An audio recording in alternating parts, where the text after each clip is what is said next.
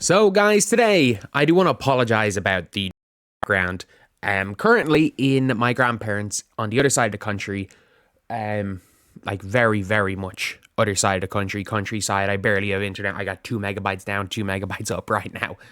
Any videos you'll see will be on 270p, and yeah, it's gonna be hard. It's hard getting videos up. Obviously, I'm feeling a lot better today than I was. I was in bed all day yesterday. I was in bed all day the day before. And if you guys are worrying about me, I'm okay. I'm more so than anything annoyed that I couldn't upload yesterday. I have issues with my I have an issue with my nose, which causes chronic sinus infections, and doctors are trying to like exhaust every like medicine and nasal spray and everything before going with surgery, and I more than likely need surgery. So yeah, they happen literally 8 times a year. So don't worry too much long term. Then obviously after having a blood clot and having pretty bad lung damage, yeah, it could kind of spirals and makes things worse. But yeah, so anyway, let's go and talk about this video today. Anyway, Caitlin Clark is one of these people that people refuse to give just credit to. And not even give credit to. Is like you can't praise Caitlin in and be in any official WNBA source without saying, but what about X, Y, and Z? You can't say praise Caitlin without praising somebody else. And I feel like that's a huge issue. As well as that, I think the amount of people saying is like, you know what, like, yeah, it's the fault of the media for not pushing Juju like they pushed Caitlin. Man, the media did not push Caitlin last year. The media did not try to push Caitlin until it became undeniable. I'm sorry, in 2022, it was the Barstool Bros. In 2022, when she was nearly beating the number 4 ranked Michigan team by herself with 7 players because the rest of the team had COVID, she's put up 46 by herself, shooting logo 3 after logo 3. It was like Twitter being like, why are the media not talking about her? It took till she did this and had a 40-point triple-double in the tournament and then had 40 against South Carolina before the actual media started talking. And the media only started talking after she went viral. And that's the reality of the situation, is that the media has always pushed Juju. The media has always pushed Paige.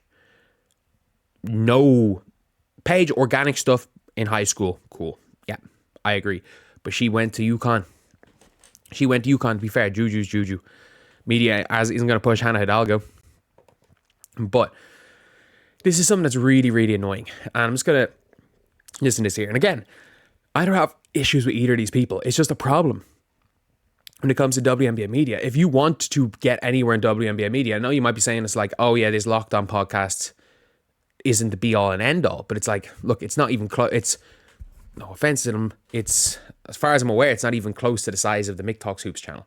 But you will be seeing constant like WNBA players, WNBA GMs and everything on these type of shows. As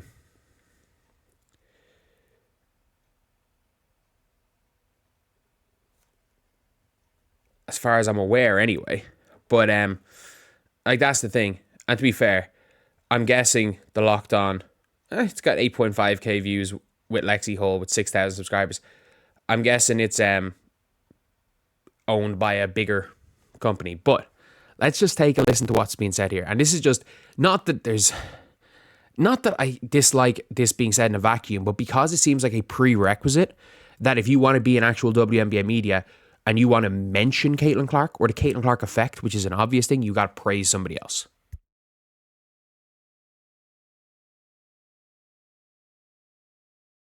People that were, up in that star tier with her, like Paige and Juju, obviously. But what Caitlin Clark has done for the game, in addition to a lot of other players, and, Angel Reese gets thrown into that conversation. I even think about the women that were in the early. And she literally starts crediting Cheryl Swoops for the Caitlin Clark effect. Like, I'm sorry. You don't have to. Caitlin Clark doesn't have to. Nobody has to start. It's literally like saying, you know what, like, yeah, Michael Jordan is the biggest impact on the NBA, but like, it wasn't really Michael Jordan. I mean, you got to go all the way back to George Mikan. I think we need to give George Mikan more credit. Man, that Bob Pettit fella, the first MVP, I think we need to give him more credit. Like, oh man, Magic Johnson. Really? Really? I mean, look, he was just Michael Ray Richardson who, without the cocaine. That's all he was. But no, obviously. Like, it's the dumbest thing in the world, because when we're talking about the history of the sport, we can talk about the history of sport. When we're talking about the future of the sport, we can talk about the future of the sport. When we can talk about what is going on in the present, we got to be able to talk about Caitlin Clark and be honest about it. We got to be honest about it. Like, I do believe Angel Reese brought in some eyes to the sport. But I do believe, in more so than anything, Angel Reese brought more eyes to Angel Reese.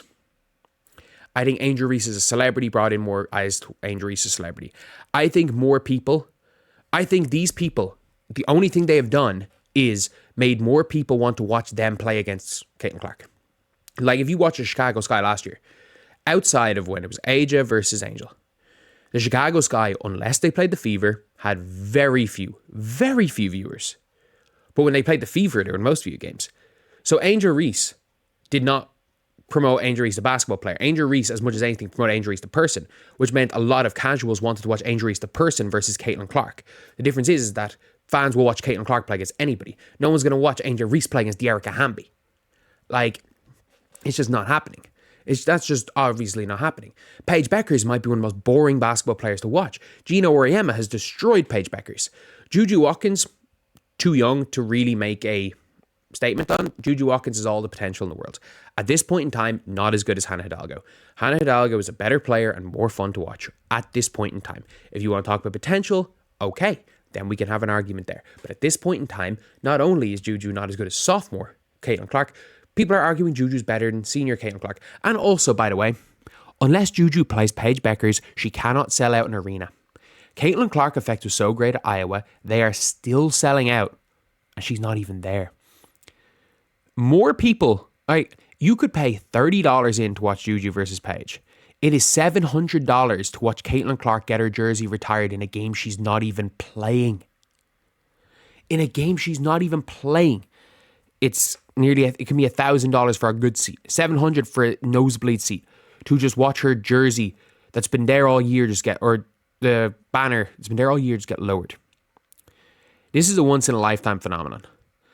And there's no point in ignoring this, because I think there are separate conversations to have about the future. There are separate conversations to have about the impact that Angel Reese has had, because I do think, as far as being an A-list celebrity, what Angel Reese has done is incredible. And if Angel Reese is able to improve her game while doing all this other stuff she does outside her game, unbelievable. It's unbelievable for the sport of basketball. Angel Reese is great for basketball. I don't care what anyone says. I'll double and triple down on that. But the reality of the situation is, we've got to be completely honest here.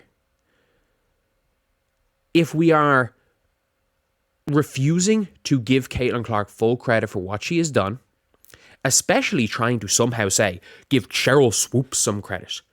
And like she mentioned, like Lindsay Whalen, and I'm sorry, look, Lindsay Whalen was a great point guard. Look, I watched enough of the WNBA to know who Lindsay Whalen was. I'm sorry, there was not one casual fan who ever turned on a WNBA game for Lindsay Whalen. If you want to talk about another point guard, maybe Teacha Penichero. But like Sue Bird, maybe. No one ever did for Lindsay Whalen. Lindsay Whalen's great. One of the best ever.